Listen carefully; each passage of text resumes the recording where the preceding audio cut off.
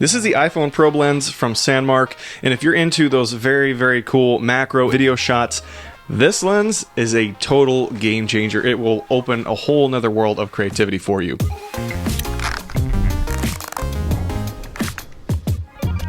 I want to thank SANDMARC for sending this out to me. They actually had reached out to me about something different, testing out another product, and I saw this on their website and was like, hey, if you don't mind, I would really love to actually test this out instead. I've wanted to get my hands on a probe lens for a long time, and they graciously agreed to it. So this is an honest review. I'm not told to say anything I don't believe in. So for the price, we'll just talk about that first. This comes in right around $350, but it is a quality lens for your iPhone. I would say it's a lot of the same types of quality that you would see in a regular lens for Sony or Canon. The build quality is aluminum pretty much all the way around. When you get it, it comes with a nice little case and a lens cap, and then a cap for the other end as well. And then there's a charging cable, USB-C to USB-C for the lights at the end, because there are little lights that can come on at different varying intensities to light up your subject. And I've had this little light on a lot today, and it never died. Still has plenty of juice, I think. So I would say the battery lasts a long time. I don't even know where they have the battery in this, but there is a battery somewhere in this lens that holds a lot of power for these lights. You actually get a focus ring, which is cool. You have to manually focus your shots. So I guess it's not autofocus in that sense, but the fact that it is a mechanical focus, I actually do like that. Almost more than maybe a digital autofocus, because you know that it almost looks more cinematic in that way. When you order the lens, they will send an iPhone case with this, unless you already have an iPhone case from SANDMARC. But this will attach. There are threads right on the end here, and it just screws right onto the case. I like everything about that, other than because this lens is a little bit longer and it's a little bit heavy. It's not too heavy, but it is a solid build. It will start to pull the case off the corner just a little bit. It didn't really affect the shooting as far as the camera quality, but the one problem is the lens would kind of bounce a little bit when you're trying to move it. So that part of it was a little bit annoying, because I would like to see that be a little bit tighter. I don't know. There's probably some workarounds, but that would be the one thing that I would like to see a little bit different with this setup. But other than that, I like the iPhone case. It's a good quality case, and the lens stays fastened to it very well. So I don't feel like it's gonna fall off the case, but just like to see it stay on the phone, maybe just a little bit better. The millimeter of this lens is a 16 millimeter, and what I like from my perspective about it being a wide macro is that you can get so close to your subject. I actually did some tests on a couple little toys. They were actually stuff that I had when I was a kid, and I've saved a few of those things just for memento's sake. And so I did some tests on those just because they're little miniatures. This is ridiculously close. Let me show you. Millimeters away. I mean, this is an insane macro shot, and yet it looks like not super macro, but it's just so detailed. I don't think I've worked with a lens that is macro, and yet it doesn't necessarily feel like a macro lens. I don't know how to explain it. It's just you can get so close, and yet there's so much detail, but because it's wider, it gives you sort of like a normal perspective on whatever you're shooting. But yeah, this is pretty crazy. This is a 12-inch probe lens, and this allows you to put it in a lot of places. I actually did a test where I put this in a jar with some change, and you can just get all kinds of creative shots. One of the other setups that I kind of jerry-rigged was putting the lens on a clamp, and then putting that clamp on my Neewer wireless dolly that can kind of roll on my desk. Very cool product. Let me know in the comments if you want to see a review on that. It's a very unique piece of gear, but it works great for tabletop stuff, just like this.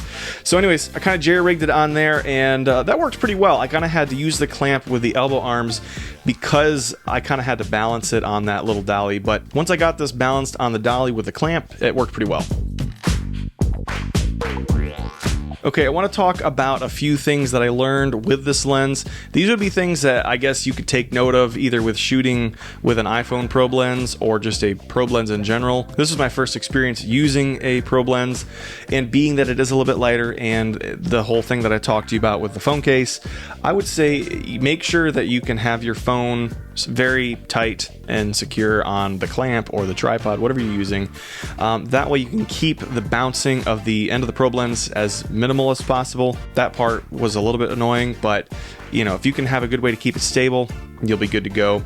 The other thing is, whatever you're shooting, you kind of have to watch out for reflections because you can get so close to what you're recording, you'll actually see the reflection of the probe lens. And here's kind of an example. You can see if you get too close, you're going to see it. So just keep an eye out for that. If you're getting up close to something that's highly reflective, you might see the end of the probe lens in that. So keep that in mind. This lens is a manual focus lens, so you'll want to kind of establish where you want your camera to end. If you're pushing in, do you want it to be in focus when you're up close, or do you want it to pull out and be in focus when you're revealing the product? It's not like you can tap to focus, kind of have to set your focus points and go from there. Hey guys, real quick, I just want to say thank you for all the support, the subscribers, the comments, the engagement. So I just wanted to make you guys aware, if you guys want to help support this channel, you can actually do so through Buy Me a Coffee. The link is down in the description.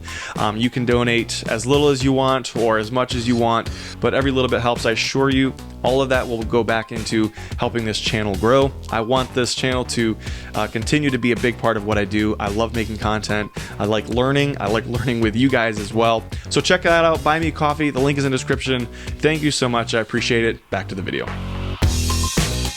To record all this footage, I actually use the Filmic Pro app. It is a paid app, but I really like it because you can adjust your shutter speed, your camera settings. You have a little more control. Inside Filmic Pro, I can actually go in and toggle on to use the ProRes log footage that Apple now gives in the newer iPhones. If you don't have that, that's not the end of the world. You can still just shoot it in a regular format. I just think having that much flexibility to grade my footage, it looks that much better. As far as the light at the end, it's kind of like a little wand here.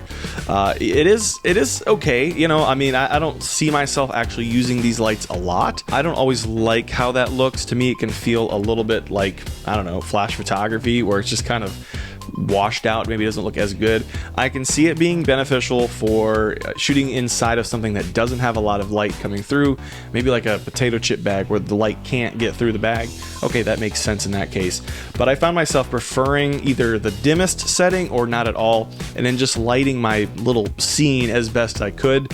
Because this lens is so long, it does require a little bit more light to push that through the lens, but I would still rather have a lot of extra light filling the scene than using this. I did use the light when I was filming the coins in the jar, and so I think if maybe an object is shiny and it maybe accents it, that's fine. I just didn't find myself at the end using the lights as much.